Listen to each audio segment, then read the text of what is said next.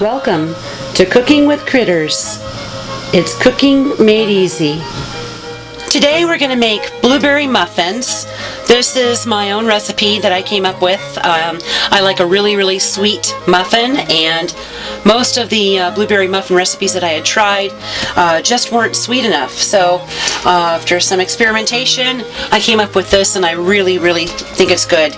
So we start out with putting our dry ingredients in a mixing bowl. I've got some flour in here, and I'm going to measure out another half cup of flour. I wanted to make sure that you saw how I measure this out in case you are totally new to cooking. So with flour, you scoop that up into the measuring cup and then kind of do that to pat it down just a little bit and level it off like that, and then put it into your bowl. Okay?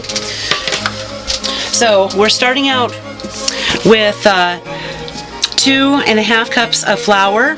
I am going to add 1.5 cup of sugar and 4.5 teaspoons of baking powder, and then I'm going to add 1 teaspoon of salt. I've got this is just regular salt that I have in an old baking powder can, because it's got this little level part to it here, so I can just scoop it up and then pull it across that, and it levels it very quickly and easily. So once you have your dry ingredients together, we're going to just mix those up. Just that with a spoon. Please do not use any kind of a mixer for this. All of your muffin recipes, your cornbread recipes, biscuit recipes, you always want to mix by hand. Never use a mixer. You don't want to over mix these. So the next thing is our wet ingredients. So I've got 1 cup of milk. And I'm going to put all of this in the 2-cup measure. I'm going to add 2/3 cup of vegetable oil. There we go. So we have a total volume of 1 2/3. And then I'm adding 2 eggs. Just put those right in there. And then you want to mix this up a little bit. So the eggs are supposed to be slightly beaten, and that's what we're doing in the milk oil mixture. Great, that's wonderful. And then make a little well in your dry ingredients and pour the liquid mixture in the center. And then you mix this together.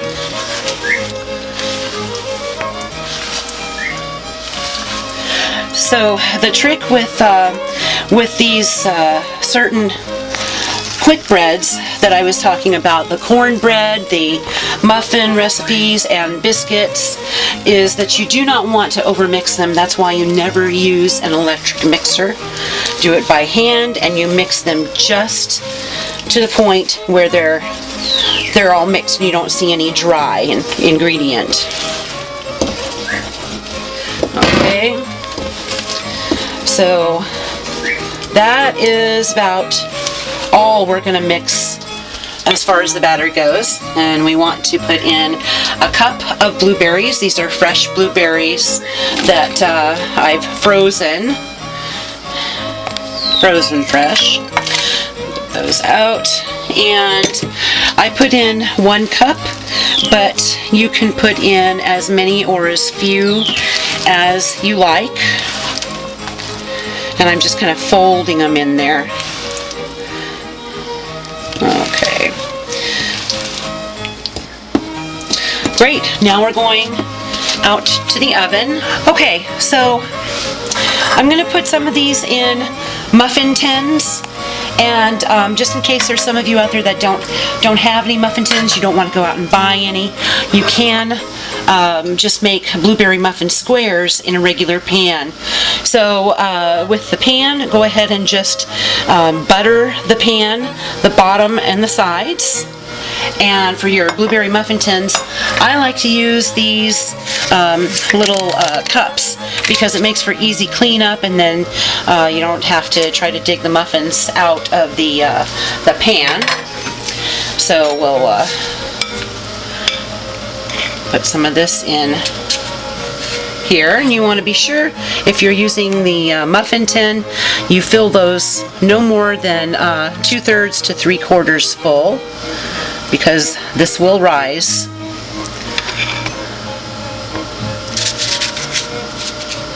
There we go.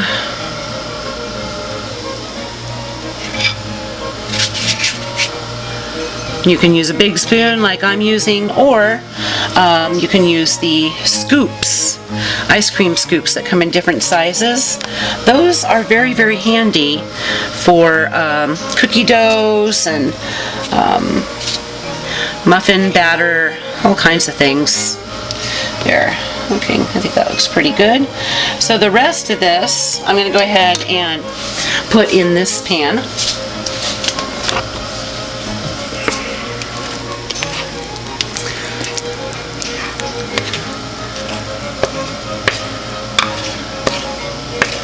There we go. Try to do that so you can see. Okay. So you just want to spread this so it's nice and even. Okay. Okay. Now, the batter in the muffin tins is going to these are going to cook a lot faster. They're going to be maybe 15 minutes up to 18 minutes, but this is going to take a little bit longer to cook because you have a larger volume of batter, and the tendency is for things that you cook like this to become done in the center but then all dried out around the edges. So I'm going to show you a little trick on how to avoid that with a piece of tin foil that's about the size of your pan, and you want to fold that in half, and then I lay it over about half, kind of eye it. You want a couple inches from each side and a couple inches from the back. So that gives me this size, and then I'll cut that. So I'm just making a little open square, a little fenestration in this, and we'll put that on. Looks like I cut a little too short that way, so that's all right. I'll just make it smaller by pinching that together a little bit. Okay. Get that centered over the pan. So I'll cook this like that for the first 3/4 of the baking time, and this is probably going to take 20 to 25 minutes. So I'll cook it about 18 minutes with this foil on, and the rest of the time will be with the foil off. So we've got our oven preheated to 400, and I'm going to put those in the middle rack of the oven.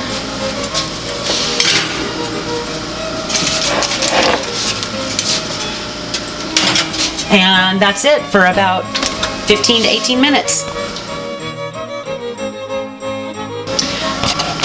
Okay, so it's been about 20 minutes, and we're going to take out our muffins and see if they're done. And I'm also going to take the top off of the large square pan.